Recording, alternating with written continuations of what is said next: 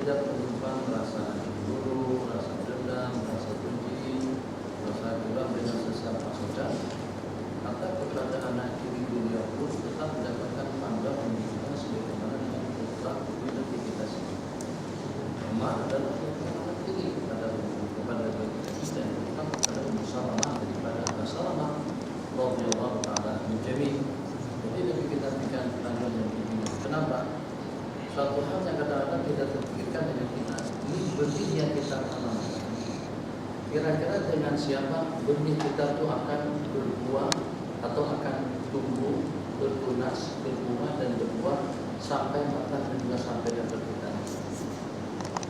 Jadi kalau itu ada di dalam hati kita, insya Allah kita akan membeda-bedakan antara kumpulan dengan kumpulan, antara jamaah dengan jamaah, atau juga antara lapisan masyarakat semua. Yang kadang-kadang dengan kita boleh menaruh harapan barangkali dengan kumpulan yang ini yang nanti dengan tanaman kita akan berbuah. Ternyata belum tentu demikian. Jadi banyak dengan majelis-majelis yang kita adakan, ternyata kita juga tidak menyangka orang tadi itu ternyata tidak tahu Allah, tidak tahu masjid, tidak beribadah, tidak beribadah, tapi dia memberitahukan secara langsung jumpa bertemu dengan kita, maka tabarakallah syekh, masyaallah tabarakallah, alhamdulillah. Kalau dulu anak begini sekarang alhamdulillah sudah banyak tahu tentang agama. Itu juga daripada dugaan. Jadi tidak mempak pelajar-pelajar pondok, tidak mesti dengan orang-orang yang pernah mengaji. Kadang-kadang cuitan daripada kata-kata atau dengan sentuhan daripada ucapan ceramah dan nasihat daripada seseorang tadi itu justru ternyata lebih bertampak di dalam hati orang yang tidak kenal Allah berbanding dengan orang-orang yang sudah banyak pengalamannya dalam dunia ilmu. Sehingga dengan kita terasa heran, ternyata dia lebih yakin, terbuka hati dan rasanya, bahkan dia mempunyai power dan juga kekuatan lebih mampu daripada orang-orang yang lain. Malamnya bagi dengan tahajud, malamnya bagi dengan ibadah, berbanding dengan orang-orang yang dengan kita sudah menaruh harapan banyak agar menjadi orang yang mulia di sisi Allah Jalla wa'ala.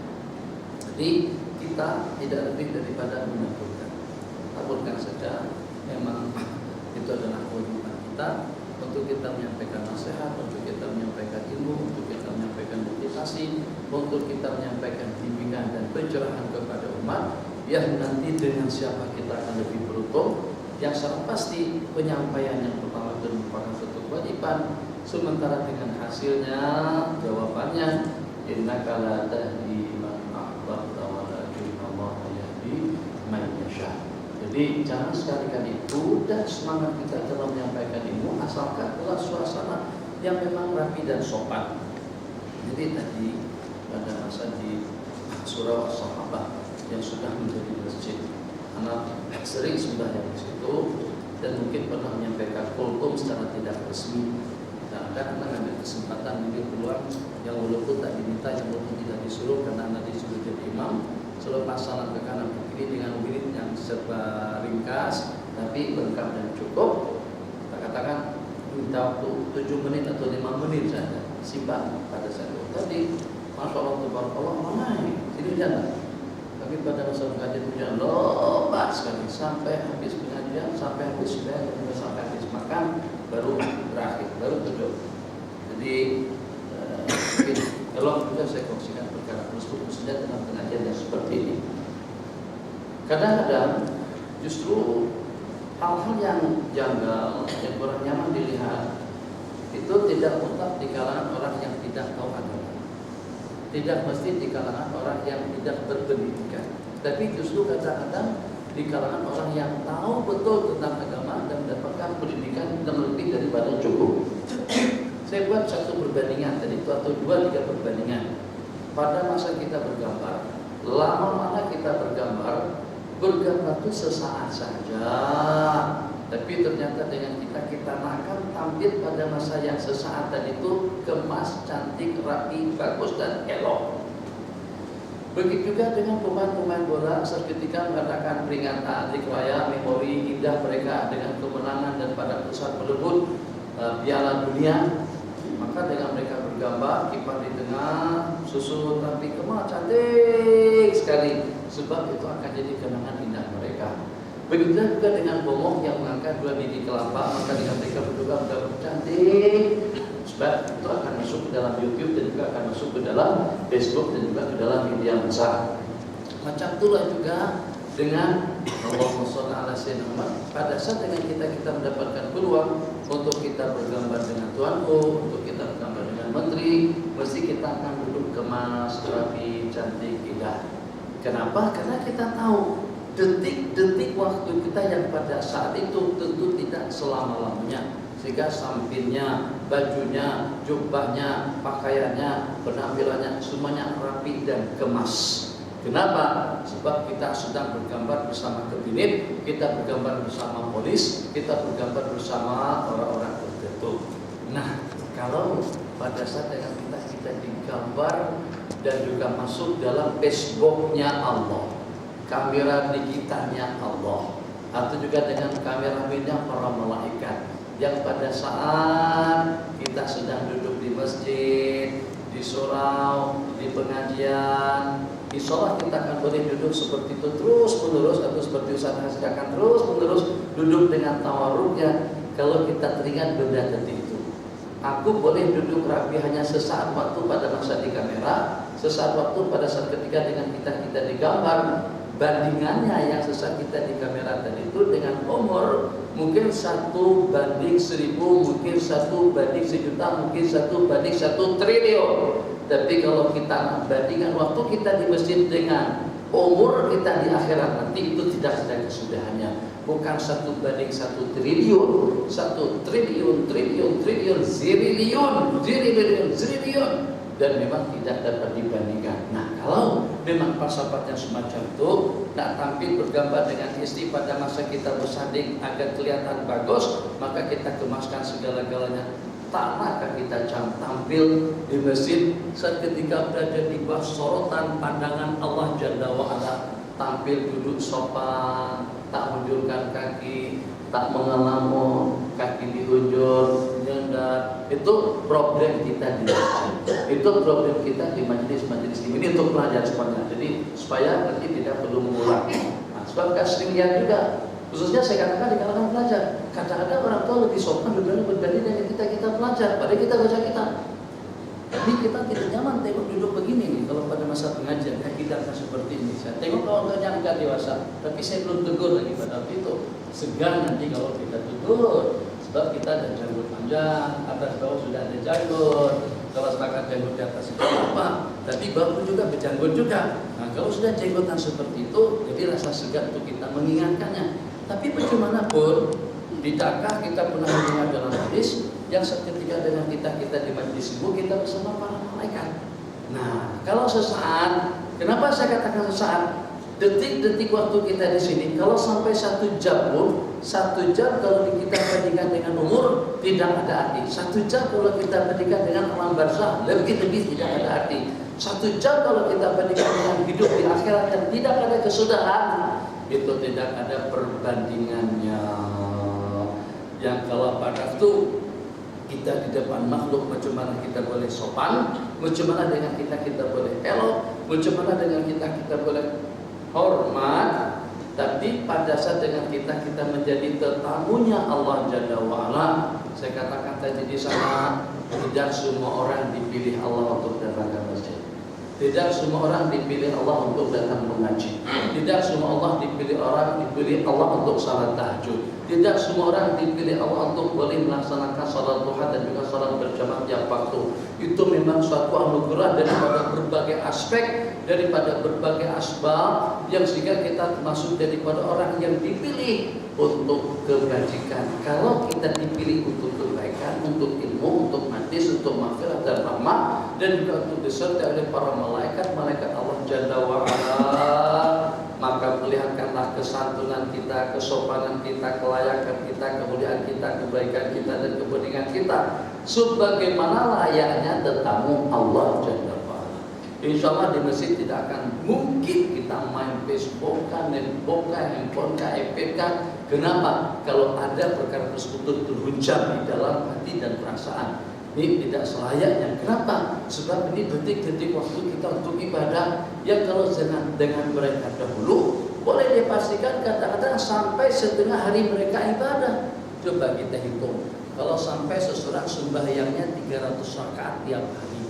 Kalau untuk 2 rakaat saja dengan kita yang cepat sudah memakan waktu dalam 5 menit. 5 menit untuk 2 rakaat.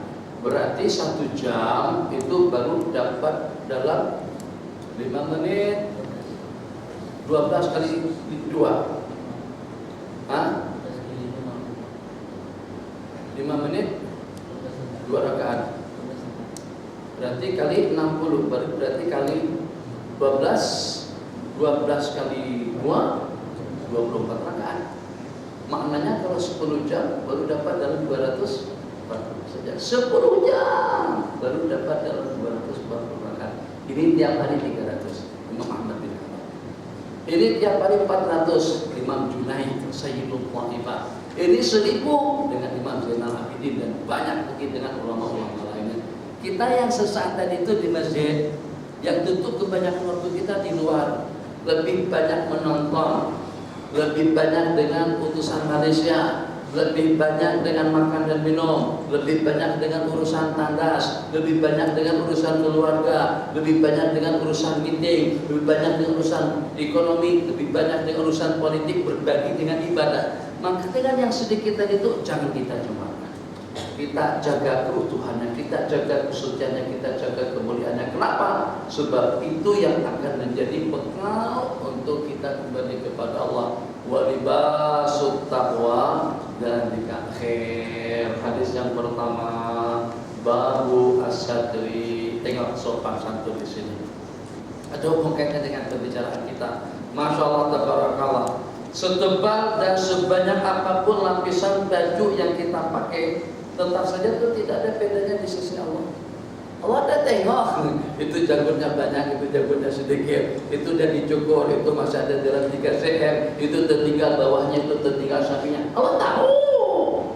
Jangan Allah tak tengok. Jangan pun dengan kita dengan lapisan yang cukup tebal atas bawah, kita tak nampak secara tertutup dengan baju yang macam ini. Tak tahu, tak ada yang tahu ada bulu ketiak, tak ada bulu ketiak, tebalkah atau banyak atau sedikit, kita tidak boleh cap karena tertutup dengan kain. Bagi Allah ditutup tidak ditutup, dibuka atau tertutup, atau juga dengan lapisannya, atau berlindung di bawah pelindung dengan berapa lapisan yang tebal sekalipun, tetap saja la yakhfa alaihi syai'. Allah yang mempunyai sifat khabir.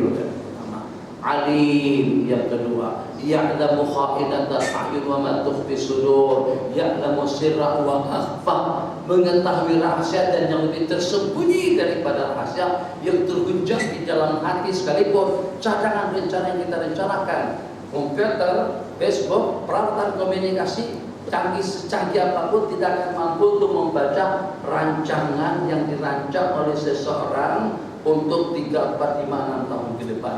Orang tidak boleh membaca apa yang terhujam di dalam hati kita, tapi Allah mengetahui yang lebih rahasia daripada itu. Jadi Anda berpakaian tidak berpakaian, pada saat kita di masjid dengan pakaian yang semacam ini, sama saja hanya dengan kita pada waktu kita bogey di dalam tandas.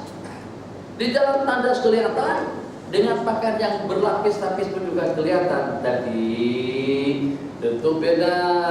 Yang walaupun seperti itu hakikatnya di sisi Allah Jalla wa'ala, dengan tegusan pandangan Allah, ilmunya Allah yang maha agung dan juga yang maha hebat, tetap saja orang yang berpakaian tadi itu dianggap sopan. Nah, ada haya, ada rasa segan, ada rasa malu kepada Allah Jalla wa'ala. Jadi karena itu dengan kesopanannya tadi itu, yang walaupun di sisi Allah tidak ada istilah tertutup, semuanya nampak kelihatan, tapi karena dia sopan dengan dirinya, maka keadaan yang semacam itulah yang patut dan yang layak untuk kita menghadap Allah. Nabi kita bersabda, Allahu a'addu an tustahya, kepada seseorang yang mengatakan, macam mana kalau pada saya seorang diri di rumah, bolehkah saya menanggalkan pakaianku, bolehkah aku dengan pakaian yang bugil atau juga yang setengah bugil? Nabi kita bersabda, Allah lebih layak untuk kita merasa malu. Padahal kalau kita tutup pun tetap juga nampak bagi Allah Jalla wa'ala. Riwayat daripada Ummu Salamah radhiyallahu taala anha, riwayat daripada putra beliau, ra'aitu Rasulullah sallallahu alaihi wasallam yusalli fi saubin wahidin, aku melihat Nabi kita sembahyang dengan mengenakan satu helai kain yang lebar, mustamilan bihi, dengan mengistimalkan, dengan melilitkan kain tadi itu di rumah Ummu Salamah, wadi'an tarafaihi, dengan meletakkan kedua tepi menepinya, ala atiqaihi, yang kanan di sebelah kiri, yang kiri ke sebelah kanan. Itu namanya mustamil. Jadi asal daripada istimal, ada istimal as-sama. Jadi dengan kain itu lebar, mungkin kain ini kita lilitkan kayak macam ini, dan tak panjang mana. Jadi kalau satu helai saja, jadi kalau saya lilitkan semacam ini tanpa ada kain, mungkin belakang sini sudah sampai ke lutut, tapi belakang masih terangkat. Jadi memerlukan kain agak lebih panjang sedikit daripada selendang saya ini. Tapi kalau ukuran panjangnya kira-kira dalam 1,5 meter atau lebih sedikit, jadi satu helai kain dapat kita lilitkan pada batang tubuh, pada lutut tubuh, samping menyampingnya, di antara pahi, dengan meletakkan samping menyamping kepada kedua belah bahu. Jadi boleh tak? Pada dasarnya asalkan kedua belah bahu kita tertutup, tak ada masalah. Tapi afdalnya sudah dengan 2 helai kain. Kain bawah, selendang atas. Izar, ridha. Larangan, la yusalliyanna ahadukum wa laysa ala atiqihi syai'. Jangan sekali-kali kamu sembahyang tanpa ada penutup terhadap bahu kamu. Jangan terbiar. Itu kalau kita pastikan. Kenapa? Sopan di hadapan Allah Jalla wa Ala. Jadi kalau dengan bahasa adil, dengan bahasa bijak, sebagaimana yang saya katakan tadi, kalau dengan manusia yang kita rasa sopan, atau dengan kameramen yang dengan kita merasa malu, dia hanya sangat katakan gambar jaga kita. Biasanya tak banyak mana. Sultan, pada saat kita bergambar dengan sultan, kita tampil kemas rapi, elok, cantik dan bagus. Setakat bagi perhatian saja, belum tentu sultan yang bagikan kita kekayaan. Kita dapat gaji daripada siapa? Oke, sebutkan saja kebaikan daripada makhluk. Jasa baik daripada makhluk itu tetap berpunca daripada takdir dan berpunca daripada iradatullah. Tapi kalau dengan yang lainnya, kesehatan daripada Allah, waktu daripada Allah, umur daripada Allah, hidayah daripada Allah, tunjuk daripada Allah, makan minum panjang. Takkan dengan kita tidak sopan di hadapan Allah, yang pada saat dengan kita tampil dalam satu keadaan yang memang selayaknya dengan kita sopan di hadapan Al-Maula Jalla wa Ala. Ada masa kita santai di warung, ada masa kita santai di waktu makan, ada masa santai kita di tempat rekreasi, ada masa santai kita di pantai, ada masalah. Nah, jadi jangan terbawa-bawa. Pada saat kita tempat rekreasi, ada air pancut, ada air terjun, ada padang lereng gunung dan sebagainya, kita bawa tasbih.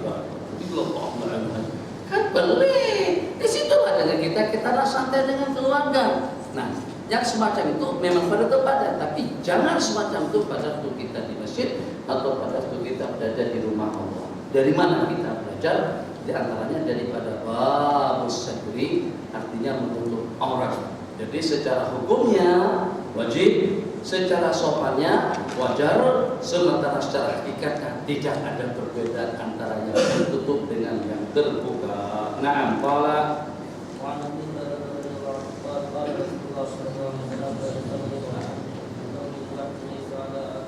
jadi pisau bilwah itu seperti ini.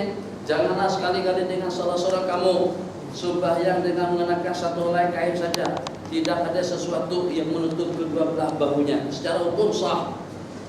Pakaian orang Yaman cukup, tidak tertutup, pusat, tutup, tapi dua belah bahu terbuka. Tapi kita kata jangan. Kenapa jangan? Tidak haram, boleh. Terus seperti kita baru keluar daripada bilik air mandi, waktu kita keluar daripada bilik air, itu Allah panjang, tutup sini. Apa itu kita Allah maafkan saja lagi boleh. Secara boleh, tapi kita bukan berbicara masalah bolehnya, masalah sopannya. Jadi banyak hal-hal yang sebenarnya tidak wajib. Sambil kenapa kita pakai songkok, kenapa kita pakai depan makhluk. Begitu juga dengan tambahan-tambahan lainnya. Jadi kadang-kadang banyak tambahan-tambahan yang kita tambahkan yang pada hakikatnya tidak terlalu kita perlukan. Setelah kita amati kenapa itu kesemuanya istihyaan, Kena rasa malu kita, atau karena kita ingin tampil secara lebih sempurna, secara lebih sopan. Qala sallallahu Rasulullah sallallahu alaihi wasallam bi khamisatil laha a'lam. Nabi kita sembahyang dengan menghamparkan khamisah. Ini satu buah hadis. Sebab salafi masih tertanya-tanya, itulah saya katakan salafi sepatutnya jangan komplain dulu. Ya imam baca, ya imam tanya, jangan langsung menyalahkan. Kata salafi, mana ada Nabi kita pakai borda, pakai selendang. Ketahuan kalian bodoh. Tak baca hadis, tak baca kitab. Kalau baca kitab takkan komplain. Ada Ambijamiyah, Abi Jaham. Mungkin ini ya hadis yang kita riwayatkan. Ada cerita Nabi kita bagikan selendang beliau kepada Ka'ab bin Zuhair. Ada cerita Nabi kita mendapatkan selendang daripada seseorang. Ada hadis Nabi kita meminta kepada Sayyidatuna Aisyah akan diserahkan selendang atau sejadah daripada rumah. Banyak hadisnya. Jadi kenapa sampai dengan mereka tidak tahu? Jadi kata mereka yang pertama sorban. Sorban itu tidak ada bongkainya. Yang kedua selendang. Banyak. Apalagi kalau kumpulan Kasim Ahmad bekas selendang saja tidak ada. Banyak yang tidak ada. Agama yang tidak ada. Akhirnya lontor dan juga tercampur daripada diri dia sendiri. Yang pada saat kita katakan hadis tidak ada atau tidak menerima hadis-hadis Rasulullah SAW, terserah siapa yang terbabit. Kalau yang terbabit itu orang yang tertinggi di negara kita sekalipun, tetap hukum tidak akan berubah. Kan kita kadang-kadang, tapi boleh Syekh, amin boleh. Banyak di kalangan orang-orang kerajaan, di kalangan orang-orang elit yang terbabit. Memangnya adakah jaminan yang namanya itulah sesat dan menyesatkan itu hanya di kalangan orang-orang yang tidak ada pangkat saja? Itu tidak ada. Sebagaimana dengan hidayah tidak memilih sesiapa. Kalau Allah kehendaki dia menjadi orang yang terpilih, akan dipilih oleh Allah Jalla wa'ala. Macam itu juga dengan idlal. Jadi secara lebih sederhananya saja, mana ada keterangan rakaat sembahyang dalam Quran, mana ada keterangan nisab di dalam Al-Quran, mana ada keterangan membunuh dengan hukum qisas dan diahnya di dalam Al-Quran, mana ada keterangan riba secara terperinci di dalam Al-Quran. Boleh dipastikan kebanyakan daripada hukum hakam itu menjadi tuntas dan terperinci secara jelas itu dengan perantaraan hadis-hadis Rasulullah SAW. Hanya mungkin pada saat itu Kasim Ahmad dan dua, ada Kasim Ahmad di sini dan juga ada Kasim Ahmad yang hak di Mesir. Itu juga termasuk daripada kumpulan tingkat sunnah juga. Jadi dua orang Kasim mengatakan kalau itu daripada Al-Quran atau daripada hadis-hadis yang mutawatir akan mereka terima, tapi kalau daripada ahadisul ahad saja mereka akan tolak.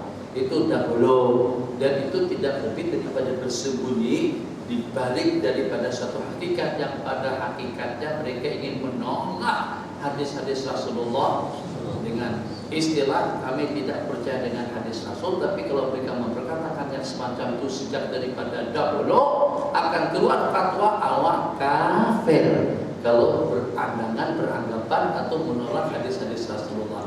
Jadi kata mereka untuk melembutkan, diulas sesuai atau disolek atau seperti apa, kami tidak menerima ahadisul ahad. Justru dengan ahadisul ahad itu kebanyakan hukum hakam sabitnya dengan ahadisul ahad. Arti daripada ahadisul ahad, jumlah rawi-rawi yang meriwayatkan hadis-hadis tersebut tidak sebanyak rawi-rawi hadis mutawatir 3, 4, 5, 60 yang meriwayatkan. Qala tengok, shalla Rasulullah sallallahu alaihi wasallam fi khamisatil a'lam. Nanti kita sembahyang dengan menggunakan selendang yang mempunyai corak warna-warni. Fanadhara ila a'lamiha nadratan. Maka nanti kita tengok kepada warna-warninya, kepada corakan nadratan sekilas. Falamma shalat, setelah nanti kita salam, qala dhabu bi khamisati hadihi. Nanti kita kata kepada para sahabat, bawa selendangku ini dan bagikan kepada Abu Jahal. Waktu di Ambijamiyah di Abi Jahmin, dan bagikan kepada saya dengan selendangnya Abu Jahal yang polos. Nah, seperti ini masih makruh lagi, atau paling tidak mengganggu. Jadi kalau ada orang bawa hijau, mesti disebut hijau. Kalau yang dengan hijau biru macam ini,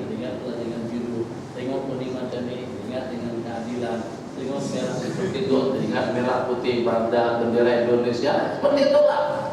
Susah kita untuk mengawal mata. Kita tak pejamkan mata, dan kita semen, tapi bagaimanapun. Apalagi kalau baju Tuhan Imam itu bertulisan di belakang, merdeka. Mesti kita kepikiran, oh ya kemerdekaan kita pada tahun 57 atau pada tahun 45. Kan banyak baju-baju tulisan seperti baju Ahbab Rasul yang dipakai oleh penggemar majelis Habib Munzir. Nah, itu tulisannya itu majelis Mahabbah majelis Rasulullah. Kita tengok majelis Rasulullah mesti kebaca dengan kita masih mendengar. Kadang-kadang tulisannya di belakang itu adalah nama pondok, nama pesantren, atau juga tulisannya di situ Radua. Kita Kancil, Alza. Pasti terdengar di situ, itu kan. Mata melihat, hati berpikir, kepala merenung, tak boleh. Nah, tapi bagaimana? Memang sudah suatu hal yang tidak dapat dielakkan. Begini Nabi saja terganggu. Jadi jangan kata anak apapun warna-warni seperti apapun sholat akan ada yang mengganggu. Pulau kah, masjid kah, kursi kah, pesawat kah, ya Allah. Yang tidak nampak di mata pun itu terpikiran. Tidak kosong. Mana MS? Wing 77 cucuk canggih. Kemana mendaratnya? Yang paling menakutkan dan saja jangan-jangan pesawat tak terbang kemana-mana. Ya, tidak kan? Boleh aja. Masih ada di Sepang lagi. Semuanya mungkin, tidak ada yang mustahil di dalam dunia ini, tidak ada yang mustahil. Nabi kita kata, coba tolong hantarkan selendang ini kepada Abu Jahal dan bagikan kepadaku selendangnya Abu Jahal yang polos. Ambijannya namanya selendang. Tadi di Jadwal Baik saya cerita dengan anak-anak. Ini nasihat saja, bukan kepada anak, bukan kepada Ustaz Hasdi, bukan juga kepada Ustaz Ahmad, bukan juga kepada Ustaz Abdul Aziz, bukan kepada kita semuanya. Tapi kalau kita akan sesuatu itu dimanfaatkan dengan baik, tidak mengharap, tidak meminta, dan jangan disalah tafsirkan. Memang elok kita memberikan yang baik kepada seseorang. Bisa jadi pakai selendang. Kadang-kadang selendang kita tuh ada yang minat. Terus, berkatnya. Jadi dia dah tukar selendang kita. Kita ini manusia. Kita ada mata, kita ada tangan, kita boleh disentuh. Secantik apa, seindah apa, semewah apa. Kita tinggal selendang dia dah lusuh, dah buruk dah. Dia ajak kita tukar. Dia bukan tak menang, tapi punya kita lebih cantik daripada punya dia. Kita pun juga pakai selendang karena sudah. Kadang-kadang dengan sebagian naksir dengan cincin kita. Kalau memang tahu bahasa menaksir. Naksir maksudnya minat. Nah, ditaksir berapa? Maksudnya Anda minat dengan harga berapa? Kadang-kadang ada orang naksir cincinnya Habib Omar. Pastikan dulu size cincin Habib Omar itu berapa. Buatkan cincin batunya akik, cantik, indah, bagus. Bib lau samahtum nutakarantum, bib pakaikan cincin anak ini. Insya Allah Anda boleh dapat cincinnya Habib Omar. Tapi bagikan cincin yang lusuh, makanya tak ada. Harganya cuma hanya 13.000 ringgit. Yang hak beliau 500-600 ringgit. Mana mungkin? Kalau beliau ikhlas pun, mana tak nak menilai beliau. Kalau seandainya kita bagikan pun, hati kita tak boleh ikhlas pada masa itu. Saya masih ingat lagi pada saat di satu tempat di pondok pesantren, saya buat tasbih begini. Ini kan begini lawal lah. Ini bukan untuk ditukar, bukan untuk dijual, bukan untuk ambil berkatnya. Supaya tak ada yang meminta. Kan ada ini. Ada ininya nih. Ini ada 10. Satu pusingan 100. Letak 1. Berarti yang subuh ini kegunaannya kita boleh menggunakan tasbih ini sampai kepada 1000 kali. Kemudian ada pula 1 biji yang di sini. Berarti dengan perantaraan tasbih ini, setelah kita berzikir 1000 kali, kita letak di sini. Sini 2000, 3000, kita boleh berzikir sampai 100.000 kali. Ada lagi dengan tambahannya di sini boleh berzikir sampai 1.000.000. Jadi pada saat itu orang bagikan saya tasbih, ajak untuk bertukaran, ajak tukar dengan tasbih saya. Tasbih dia kepalanya patah, ininya tak ada, bukan tanah bagi, tapi kita tak ikhlas bagikan yang hak kita. Ini saya dapat daripada Labuan, yang saya bagus. Jadi pada masa di Labuan, kami katakan majelis di dataran Mahat, pas sebutannya metropolasi, ya lebih kurang macam itulah. Hah? Betul, metropolasi. Betul sebutannya itu. Oke. Ramai, berapa ribu yang terkumpul di situ. Sebab mereka bersaing dengan orang Cina. Cina pun juga punya kegiatan yang sama. Jadi mereka masalah tabarakallah semangatnya luar biasa hadir. Selepas majelis ada salah seorang sahabat kita daripada sana bagikan saya tasbih. Saya pun dengan senang hati untuk membalas pemberian daripada dia. Jelas pemberiannya lebih awal karena dia awal memberikannya kepada saya. Saya kasihkan tasbih saya ke dia. Kenapa? Sebab berarti saya tasbih lebih bagusan daripada macam itu. Macam itu juga profesional. Kadang-kadang bukan kita tak nak pakai kan, tapi kita kadang-kadang tampil di satu tempat itu setakat sekali saja. Katakanlah reporter misalnya. Reporter itu cuma hari itu saja dia disuruh untuk membaca akhbar.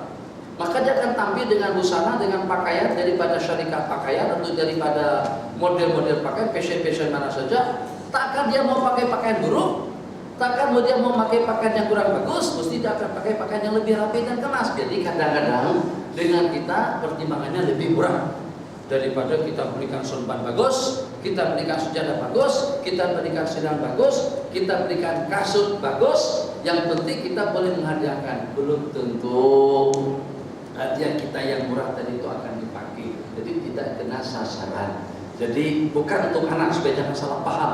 Nak bagikan sesuatu kepada ulama, kepada para habaib, mungkin eloklah kita bagikan yang berkualiti sedikit. Lebih elok yang berkualiti banyak. Macam juga kalau kita nakkan sedang selepah Habib Omar. Kita tahu size-nya dulu 40. Carikan kelak harganya 200. Beb, lau sama tong. Habib pakaikan yang baru. Habib tengok cantik. Insya Allah dapat. Tapi kalau Habib tengok ini kasut musim hujan nih. Talinya sekejap lagi putus, rempuk. Yang Habib baru beli. Kalau Habib bagikan pun, wallahu a'lam. Apakah kira-kira kita boleh ikhlas memberikan pemberian tadi itu atau seperti apa? Jadi supaya pemberian kita akan jadi satu kebanggaan oleh seseorang, mungkin lebih elok biar satu tapi utuh, biar satu tapi elok, biar satu tapi berkualiti berbanding dengan kita bagi banyak. Selendang nak dipakai salah, tak dipakai juga salah, serba salah semuanya. Wala fa'ilaha al-hadi, dia betul-betul mengganggu aku. Alifan barusan tadi dalam sembahyang pun Nabi kita merasa terganggu dengan kalah warna-warni yang seperti ini. Nah, qala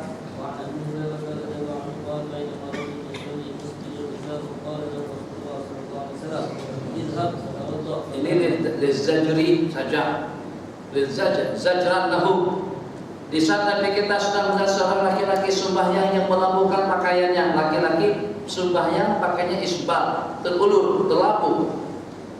Jadi kita bersabda, pergi dan berwudulah kamu. Maka dia pun pergi dan berwudu, kemudian datang kembali. Faqala rajulun ya Rasulullah, berkata seorang laki-laki kepada baginda, mana keamantu ayat taubat, kenapa baginda suruh dia berwudu? Qala innahu kana yusalli wa musbilun izarahu, dia sembahyang sedangkan selendangnya atau sedangkan kain dan pakaiannya itu terulur, musbil, terlapu. Dan sesungguhnya Allah Subhanahu wa taala tidak menerima sembahyang seseorang yang musbil, yang melakukan atau yang terlapu pakaiannya. Riwayat ma asfalal ka'baini fafinnar, riwayat innallaha la yanzuru ila salati musbilin izarahu. Allah tidak melihat sembahyang orang yang melakukan atau yang terlampau pakaiannya. khuyala. Tapi kalau tidak angkuh, kalau tidak sombong pun, pakainya terlalu sampai ke bawah, paling tidak hukumnya makruh, artinya dia tidak dapat apa-apa. Hadis qala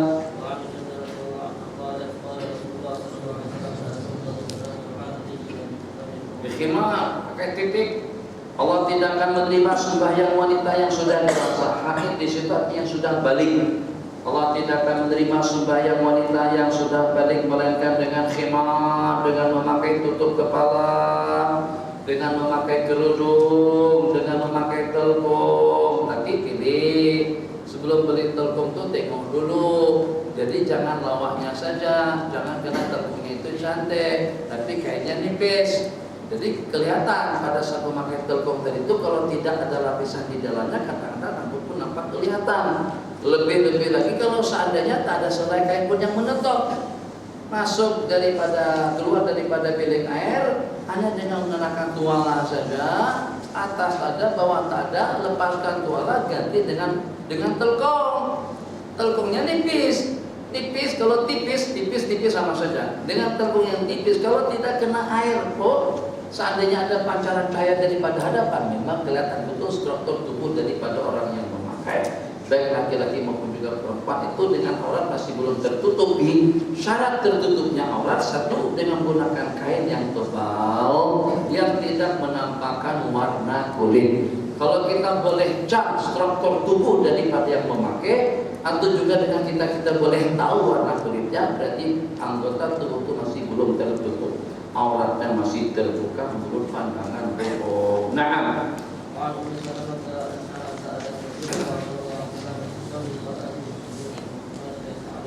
jadi bagaimana? Apakah boleh dengan seorang perempuan sembahyang bidir'in? Dir itu baju. Wa khimarin, tudung, tapi tidak ada kain. Kan sekarang ada baju andong, ada juga tudung baru-baru fashion daripada Mesir. Jadi telgong daripada kepala menjadi satu sampai ke bawah. Tak ada kainnya, tak ada bajunya, telgongnya saja panjang. Jadi telgong itu dikenakan di kepala, ulurkan langsung terlabuh sampai ke bawah. Boleh, tidak ada masalah. Yang penting bagian yang wajib ditutup itu sudah tertutup dengan kain yang tebal. Ulama mengatakan az-ziyul islami, busana muslimah itu harus memenuhi 3 syarat. Yang pertama, menutup bagian aurat yang wajib ditutup. Yang kedua, tebal. Dan yang ketiga, tidak membentukkan bentuk tubuh. Tebal, lebar, menutup. 3 syarat. Nah, Alaisa alaiha izarun. Nabi kita bersabda, idza kana dir'u sabir, kalau dengan bajunya tadi itu sabir, artinya labuh, lebar, panjang, menutup zuhura qadamaiha. Ini merat kepada ulama Hanafiyah yang mengatakan bahwasanya kedua telapak kaki tidak masuk daripada aurat. Ini diantara daripada ketaksiran atau kesalahan yang tidak disadari oleh kebanyakan daripada istri-istri kita atau wanita-wanita kita. Kesadaran apa? Atau kesalahan yang daripada apa? Kesalahan kita tahu, tapi kadang-kadang kita praktekkan hukum itu hanya pada waktu sembahyang. Tidakkah aurat perempuan itu seluruh anggota tubuhnya kecuali muka dengan telapak tangan? Kaki berarti termasuk.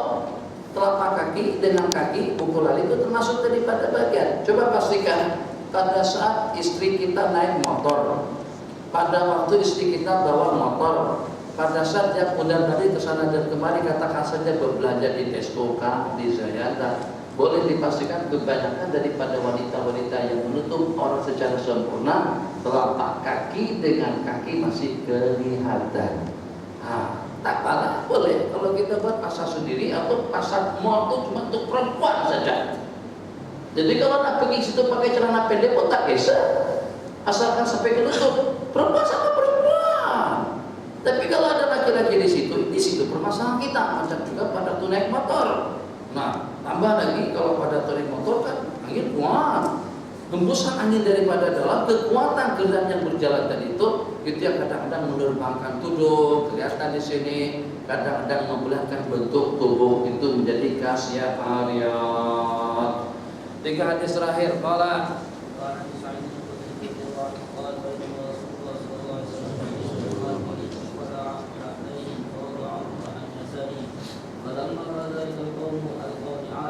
Qala ini kejadian. Tempat kita alhamdulillah aman. Salati tempat kita masih toleransi lagi, masih paham lagi. Tapi kalau Salafi Wahabiyah di Mekah dan Madinah itu kadang-kadang memang kurang asam betul. Pada saat ketika dengan mereka masuk ke masjid, mereka pakai sendal atau pakai selebak, pakai kasut. Dia tak tanggalkan. Ada sebagian yang pernah yang ekstrem sungguh masuk ke masjid pakai selebak. Nah, Anda beda dengan Rasulullah SAW yang seketika Nabi kita memakai kasut waktu sembahyang, Nabi kita didatangin oleh malaikat Jibril dan memberitahukan kepada beliau bahwasanya selebak baginda itu terkena najis, maka Nabi kita tanggalkan secara seketika. Kita agak-agak siapa yang beritahu? Kalau ada tai cecak di celana di kaki kita pun, kalau jamaah belakang tak beritahu, kita tidak tahu. Pada saat tai cecak jatuh ke kepala kita, kita tak perasaan, tak sadar. Beda. Nah, jadi jangan sekali-kali, alhamdulillah kita tidak ada. Ini kita tidak pernah lihat ada Wahabi masuk masjid pakai kasut, itu jarang-jarang. Itu akan disorot sama kita. Kita kalau bawa anak oke-oke saja, tapi kalau masuk masjid pakai kasut, mungkin kita bagi tempat dengan orang tadi. Qala saat ketika Nabi kita sedang sembahyang dengan para sahabat, tiba-tiba Nabi kita menanggalkan selebak atau sendal beliau dan Nabi kita letakkan kedua-duanya ke sebelah kiri beliau. Pada saat para sahabat Nabi kita melihat perkara tersebut, maka dengan mereka pun menanggalkan sendal-sendalnya masing-masing atau selebak, trompa, kalung. Alamma qadha Rasulullah sallallahu alaihi wasallam salat ketika Nabi kita mengakhiri sembahyang beliau, Nabi kita bertanya, ma hamalakum ala ilqaikum ni'alakum, apa yang membuat kalian melepaskan selebak-selebaknya masing-masing pada masa sembahyang tadi itu? Coba tengok jawaban mereka. Jawaban yang sama sekali tidak berpaduan kepada hikmah, kepada rahasia, apa hebatnya, apa rahasianya, apa rasionalnya, dan apa logiknya. Jawaban daripada mereka, Nabi kita tanya, kenapa kalian tadi menanggalkan kasut-kasutnya di waktu sembahyang? Jadi kata mereka, sebab karena kami tengok baginda menanggalkannya. Itu saja alasannya, bukan karena hikmah. Nabi kita buat dan selesai. Asalkan Nabi kita pernah buat, mereka akan lakukan. Tidak perlu disuruh dan juga tidak perlu diperingatkan, tidak perlu diberikan amaran. Perkara-perkara yang Nabi kita laksanakan, kalau Nabi kita senyap sekalipun, membisu dengan 1000 bahasa, akan dipraktikkan dan juga akan diikuti oleh sahabat. Kenapa? Itu karena jelmaan ayat laqad kana lakum fi Rasulillahi uswatun hasanah. Kita masih mempermasalahkan tentang sorban, tentang selendang, bahkan tentang pakaian. Kemudian dengan pensyarah yang botak kepala yang tak ada rambut itu pula, yang ekoran daripada orientalis, sebenarnya anak buah daripada orientalis, atau daripada kumpulan jil, jaringan Islam liberal atau jaringan iblis licik. Daripada kumpulan tadi itu mengatakan sunnah itu terbagi kepada dua. Ada sunnah ta'abudiyah, ada sunnah taklidiyah atau adiyah. Ada sunnah yang sunnah kita laksanakan, ada yang sunnah tidak perlu kita laksanakan. Sunnah yang sunnah kita laksanakan seperti sembahyang, seperti puasa, seperti zikir, tasbih, tahmid dan yang seumpamanya. Tapi sunnah taklidiyah seperti berpakaian, apa ya? Kita ikut seperti pakaian baginda Nabi. Makan minum tidak mesti kita ikut makan minumnya baginda Nabi. Duduk rehat tidak perlu kita rehat bagaimana Nabi. Kenapa? Sebab itu satu kebiasaan. Itu adalah tradisi. Jadi sama sekali dengan kita tidak dituntut untuk kita memakai jubah, untuk kita memakai sorban, untuk kita memakai selendang. Kan dituntut. Pasti pun akhir-akhir ada juga memperkatakan yang semacam itu. Kalau kalian tanah buat, tak kisah, tapi jangan menyalahkan orang yang buat. Insya Allah pahaman sahabat itu lebih tulis dan juga lebih murni daripada pahaman kalian. Sebab mereka juga dengan baginda juga berada pada abad yang paling mulia. Khairukum qarni summa alladziina yalunahum summa alladziina yalunahum. Sebaik-baik kalian orang yang seabad dengan aku, yang berikutnya, alhamdulillah. Mazhab yang keempat itu keempat-empatnya berada pada abad yang paling mulia. Jadi yang mulia tadi itu yang diperlin dan juga yang dipanaksinis oleh mereka zaman kita sekarang. Jadi tentang pakaian, coba tengok. Tentang makan, coba tengok. Katanya pakaian itu tidak ada hubungannya dengan sunnah. Orang nak pakai baju Melayu, pakai, nak pakai kebaya, pakai, nak pakai jubah, pakai, nak pakai kamis, pakai. Tapi itu tidak ada kaitannya dengan sunnah. Kalau tidak ada kaitannya dengan sunnah dan juga tidak hubungannya dengan hukum, kenapa Nabi kita katakan tadi itu yang terulur pakainya, Allah tak akan terima sembahyang. Kalau begitu ada hukum? Ya ada hukum. Tapi itu kan pakaian. Iya, memang hukum itu dengan makan minum saja atau dengan sembahyang saja. Tidak. Hukum juga terpaut dengan pakaian, makanan, minuman, budaya, hiburan, semuanya terpaut dengan hukum hakam Allah Jalla wa Ala. Dan itulah yang dipahami oleh para sahabat, mencontohi baginda sebagai qudwah hasanah, contoh teladan yang baik itu daripada segala aspek, cincinnya, pakaiannya, perhiasannya, sorbannya, warnanya, dan juga dengan baginda pernah melarang. Karena ada lagi, ini asli yang Kelantan tuh kayak mana saya tahu tentang makan dengan tangan kiri dan juga dengan tangan kanan. Nah, sedang tangan aslinya anta. Jadi kata dia tentang makan dengan tangan kiri, tangan kanan. Karena kebanyakan daripada para sahabat Nabi kita itu beristinja dengan batu, jadi tangan kiri itu kotor.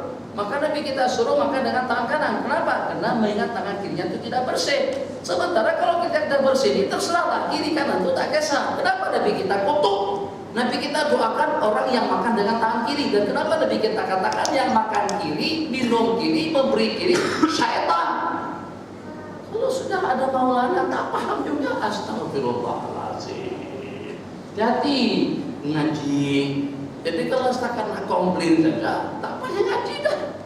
Kita pengajian yang kita adakan sekarang ini untuk membetulkan pahaman umat satu, untuk memadu dan mendidik kita dua. Jangan untuk menggunakan pahaman kita mengatasi maksud hadis yang belum tentu pahaman kita itu betul. Sehingga dengan pahaman yang salah tadi itu membuat orang jadi salah, akhirnya menjadi dhal mudhil, sesat menyesatkan. Qala, kenapa kalian tanggalkan kasut-kasutnya di waktu salat? Jadi kata mereka menjawab, sebab kami tengok bagaimana menanggalkannya.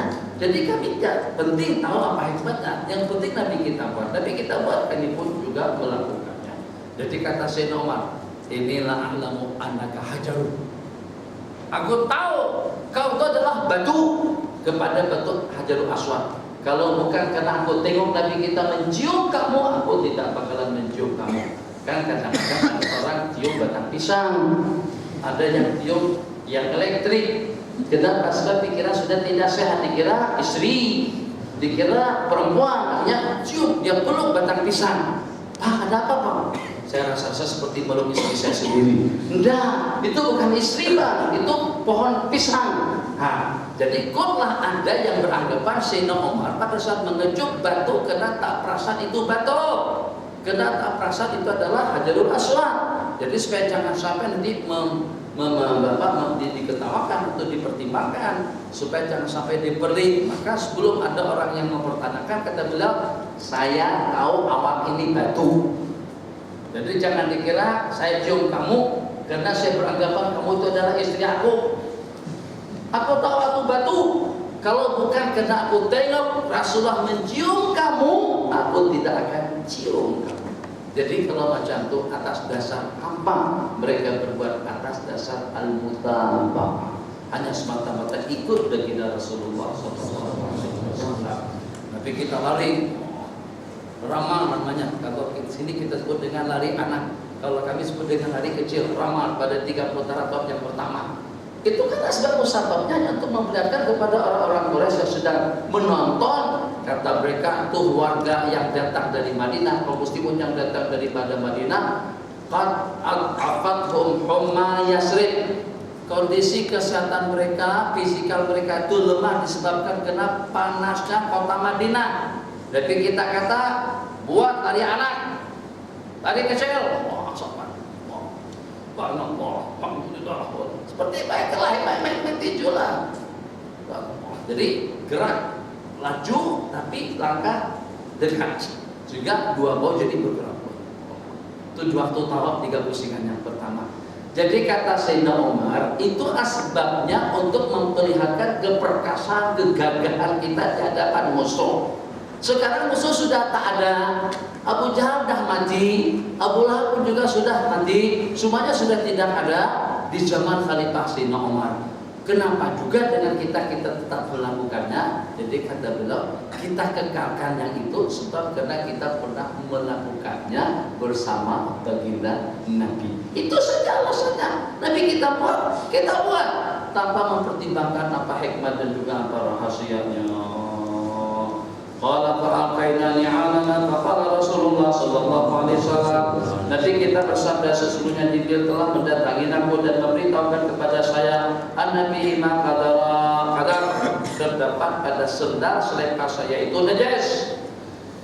Qala Rasulullah idza ja'a ahadukumul masjid, apabila salah seorang kamu datang ke masjid dan kita melihat sendal selepas kita, kasut kita, fa ilafina alaihi qadiran atau kadaran, kadir kotorannya, kotor kadir. Kalau kadar najisnya, kotorannya, baliam sahu, hendaklah kamu menyapunya. Wal yusalli fihi, kata ulama jawazan saja, bukan istihbaban. Jadi sembahyang dengan memakai selepa atau kasut selain daripada itu hukumnya boleh, bukan suatu perkara yang digalakkan. Di samping juga kalau seperti di Masjid Nabawi zaman dahulu, hamparan masjid itu cuma hanya dengan tikar atau juga dengan pasir, bukan kapet. Ini kapet tebal, masjid Syalam tebal kapetnya, masjid wilayah persekutuan tebal, masjid batu, masjid besi wajah, masjid wajah yang mana satu? Itu yang 400 juta tuh, atau masjid Putrajaya, kapetnya tebal sekali. Takkan kita bawa kasut ke situ, takkan kasut kita di luar. Tidak ada kita memakai kasut pada itu naik atau masuk ke rumah Allah Taala. Terakhir,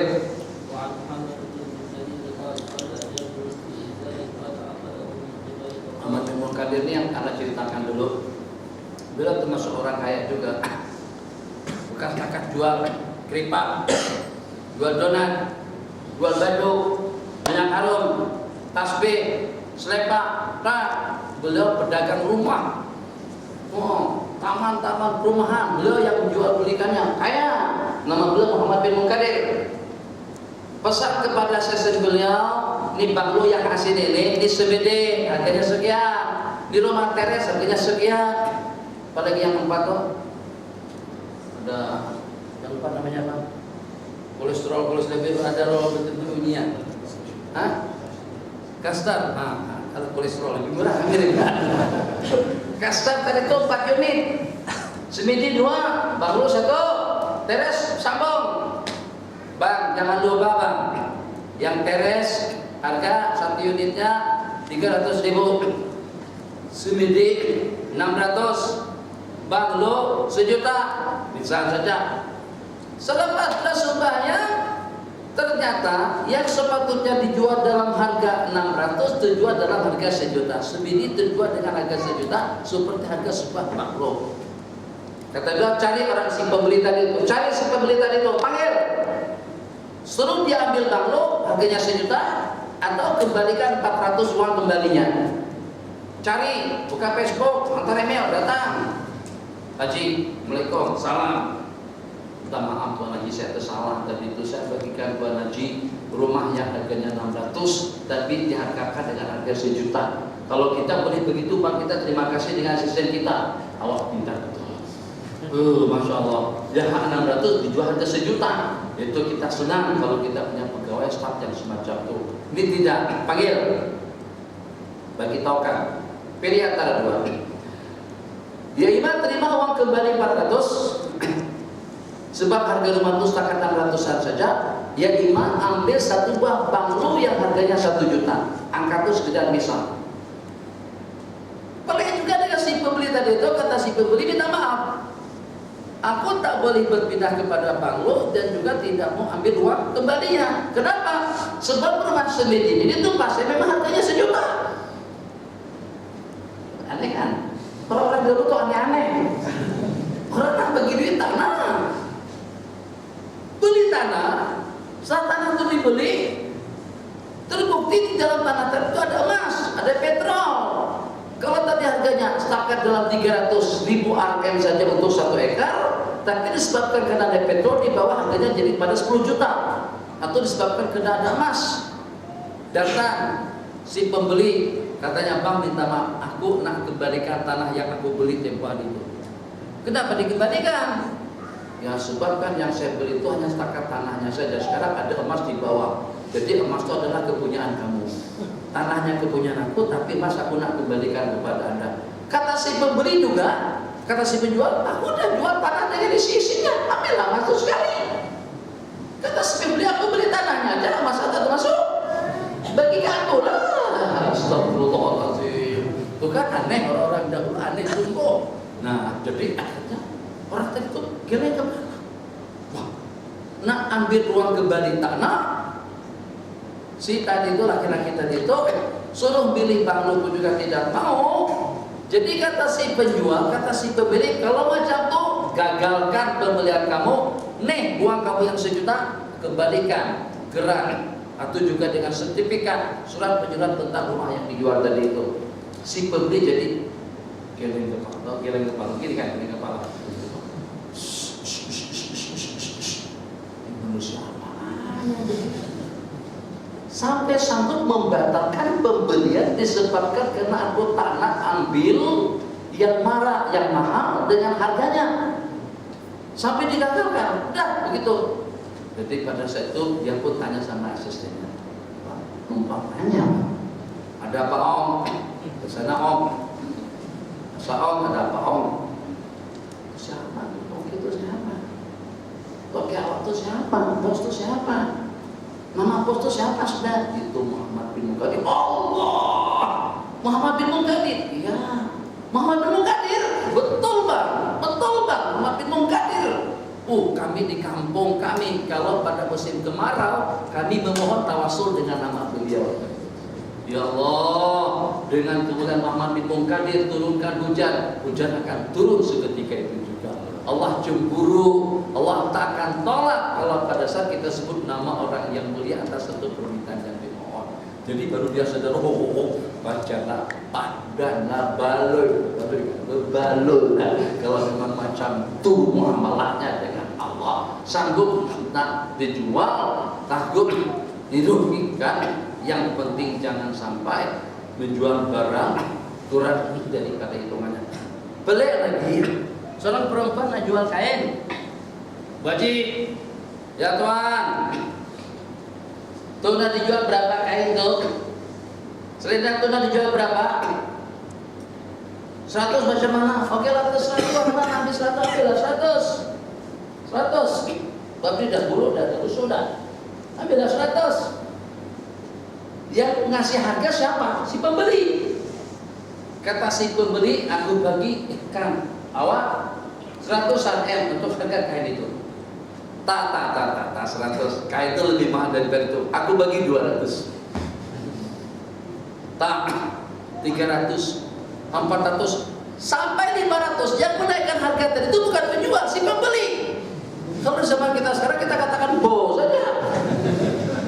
Orang yang bagi 100 kenapa dibayar 500? Sebab karena amanah. Itu memang barang berkualiti, itu memang barang mahal.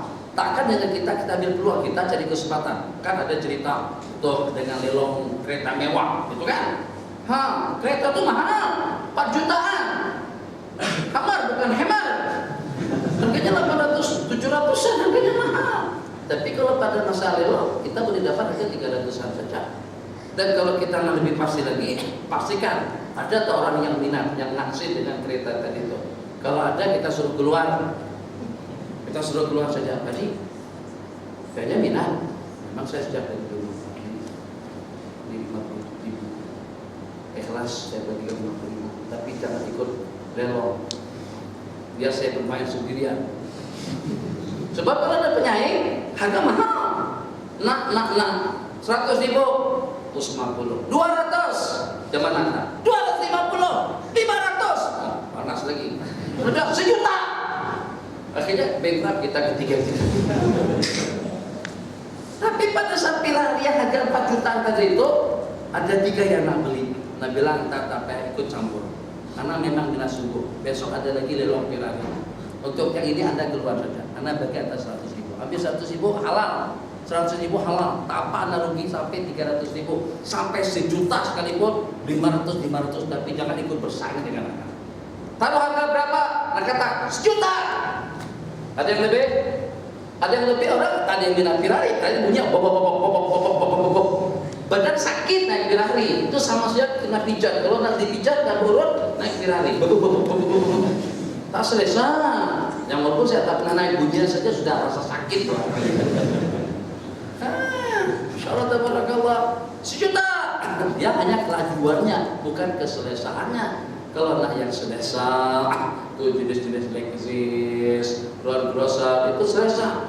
Naik Land Cruiser, Masya Allah, naik porsi, Allahu Akbar seperti naik kuda saja belakang. Tapi dia laju untuk kecepatan memang, tapi untuk keselesaan kereta cepat. Kembali. Nah, juta. Ada yang lebih? Sana ada lebih? Oke, mabruk, selamat. 1 juta saja. Coba kalau ada saingan yang kuat tadi itu, kata Tuan Haji 2 juta, kata situ 3 juta, akhirnya laku dalam harga 3,5 juta. Harganya 4 juta, hanya kurang setengah juta saja. Saya rugi 1 juta, tapi dapat kereta harga 1 juta masih untung 2 juta. Itu permainan dalam dunia lelong untuk mendapatkan harga murah. Begitu caranya, tapi harus dengan penampilan yang meyakinkan. Kalau datang pakai motor, jangan dilelong berlari, udah tak yakin. Pakai baju jubah, pakai kayu siwak, orang tak yakin kita punya itu beli kereta itu. Tapi pernah pada suatu ketika Tuan Haji pakai kain masuk sebuah perusahaan kereta mewah. Pada satu dia bayar kereta tentu cash dan berutang, bawa 1 karung duit, Cina tergeleng kepala. Ada juga salah satu daripada bawah pakai sorban, pakai baju jubah, masuk tanya kereta mewah. Awalnya jangankan di layar, ditengok saja tidak. Yang pakai baju jubah tadi itu. Tapi saat ketika yang baju jubah tadi itu kata, saya mau beli cash ini. Berapa? Pada saat dengar beli cash tadi itu tunai, bukan berutang, bukan nyicil, bukan dengan uang angsuran sekian. Itu dikejar sampai ke rumah-rumah. Sama Salisa dikejar sampai ke rumah-rumah, dilayar hormat betul. Nanti lain kali jangan sembarangan, jangan pandangan sinis kalau pada saat tengok orang berpakaian seperti saya. Nanti pakaian bagus kemas rapi, tapi tak ada duit aku bayar. Sekali-sekali lah marahin mereka. Tapi kalau kita banyak duit lah, kalau tak kita payah kasih macam malah selesai jabol. Cukup sampai di situ, sebab yang berikutnya tuh terangannya panjang lagi daripada Muhammad bin Munkadir. Insyaallah kita sambung pada pertemuan ada cendol, ada bubur kacang, ada apa, jadi kita tidak ada soalan. Sallallahu